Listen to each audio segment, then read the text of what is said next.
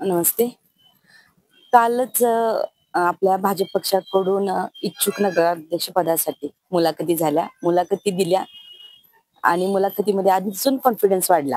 कारण त्यांनी जे प्रश्न विचारले ते सगळे आपण ऑलरेडीच बाईटच्या द्वारे ह्याच्याद्वारे सांगितलेलेच होते. त्यामुळे ईझी वाटलं सगळं आणि कॉन्फिडन्स अजून वाढलं, की बाबा आता होम टू होम जायला काही हरकत नाही. आताचं राजकारण कशा पद्धतीने होईल? विकासाच्या मुद्द्यावर आताच राजकारण चालू आहे ते आपण आतापासून आलेला सगळा इतिहास बघतोय, की 3 महिला नगराध्यक्ष झाल्या. महिला नगराध्यक्षांनी ते काम पाहिलं का त्यांच्या मिस्टरांनी पाहिलं हे जनतेने बघितलेलं आहे. आणि विकासाचं काम पाहिलं विकास झालाय का नाही झालाय हे सुद्धा जनतेने बघितलं. माझ्याकडे काही असे खास मुद्दे आहेत, की ते मंगळवेढ्याच्या विकासासाठी गरजेचे आहेत. तर पहिला आहे, की संतभूमीसाठी आपण नगरपालिकेने काय केलं किंवा नगराध्यक्षांनी काय केलं. तर माझं असं विजन आहे, की स्मारक आपल्या साहित्यांचं, स्मारकांचं जतन व्हावं आणि ते लोकांपर्यंत पोहोचावं. दुसरं आपलं मंगळवेढ्याचं क्षेत्र वाढवावं जेणेकरून हद्द वाढवावी जेणेकरून आपल्याला क वर्गातून ब वर्गामध्ये येता येईल आणि फंड असतील, काही गोष्टी असतील त्या आपल्याला चांगल्या पद्धतीने विकासासाठी कामाला येतील. आणि महिलांसाठी मी नेहमीच काम करणार आहे म्हणते.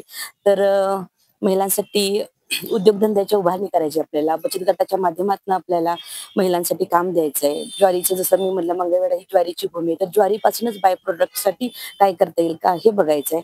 तसेच अनेक सण समारंभ आपण मंगळवेढ्यामध्ये बघतो. तर त्यामध्ये जास्तीत जास्त महिलांसाठी साहित्य तयार करायचं आहे. त्याच्यासाठी सुद्धा मी भर देणार आहे. राहिला मुद्दा आता ज्वलंतच मुद्दा आहे जो उस्मानाबादचा मुद्दा पुढे येतोय. पॅटर्न येतोय. तर मी आणि सुजित कदम सर आम्ही नवरा-बायको एकाच पक्षातून काम करतोय आणि एकाच पक्षाच्या विकासासाठी आम्हाला म्हणजे एकजुटीने आम्ही काम करणार आहे. कारण असं होऊ शकत नाही. मी एकीकडे आणि सुजित बापू एकीकडे असं होऊ शकत नाही. तर दोघं एका मताने, एका विचाराने, एका पक्षामध्ये राहून आम्ही विकासाची कामं करणार आहे.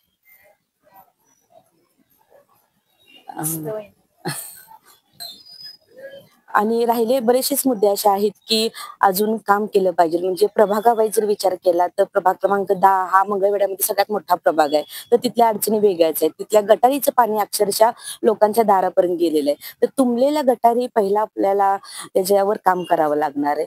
आणि दुसरी गोष्ट आज मंगळवेढ्याला बघतोय आपण 2, 3, 4 दिवसांनी पाणी येतंय. महिलांना सगळ्यात मोठी अडचण त्या पाण्याची वाटते. ॲटलीस्ट 2 तास दररोज पाणी हे प्रत्येक घरात आलंच पाहिजे. स्वच्छ पाण्याची गरज आहे. मी नेहमी सांगते सीसीटीव्ही फुटेज असली पाहिजे. आज आपण सोमवार बाजारामध्ये गेलो तर महिलांसाठी वॉशरूम कुठे सुद्धा दिसत नाही. त्यामुळे खेड्यापाड्यातून आलेल्या ज्या महिला आहेत किंवा इथं काम करणाऱ्या महिला आहेत त्यांना ते वॉशरूमची सोय झाली पाहिजे. तसेच आज इतकी एसटी स्टँडच्या पुढे इतकी गर्दी झालेली आहे तर रस्ते रुंदीकरण व्हायला पाहिजे. असे अनेक मुद्दे आहेत. तसेच प्रभाग क्रमांक 3 मध्ये जो अतिक्रमणासाठी आहे म्हणजे ज्वलंत मुद्दा आहे. तो जर 40 वर्ष एका घरामध्ये तो व्यक्ती राहिला असेल, तर त्याला अतिक्रमणातून हटवता करता येत नाही. तो एक मुद्दा मी उचलून धरणार आहे आणि त्यांना ते एक हक्काचं घर मिळवून देणार आहे. आज आपण बघतो की कोणत्याच उमेदवारासाठी निश्चित असा पक्ष झालेला नाहीये. आतापर्यंत आपल्या मंगळवेढ्याचं राजकारण बघतोय गुलदस्त्यातलं आहे. कदाचित वरच्या लेव्हलला किंवा पक्षश्रेष्ठींनी बरं चांगलाच विचार केला असेल कारण कोणत्याच व्यक्तीला दुखवायचं नाही.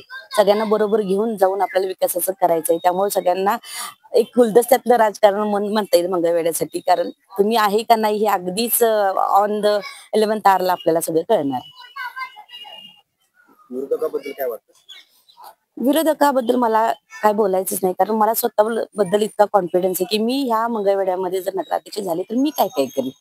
मी एक सक्षम, मी वेल एज्युकेटेड, त्याचं बॅकग्राऊंड खासदारापासून सगळे पदं भोगलेल्या घरातून मी आलेले आहे. त्यामुळे फंड कसं आणायचं, सहकारमध्ये कसं काम करायचं, शैक्षणिक क्षेत्रात कसं काम करायचं, राजकीय क्षेत्रात कसं काम करायचं, याचं बाळकडूच मला माहेरी तर पास दिलंय.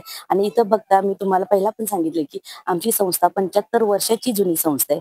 जिथं आम्ही जवळ-जवळ 1,500-2,000 लोकांना आजी माझे शिक्षक धरले, तर 1,500-2,000 लोकांना एक रोजगाराचं साधन निर्माण केले आणि आज 20,000 विद्यार्थी आपल्या संस्थेतून बाहेर शिकून बाहेर जातात.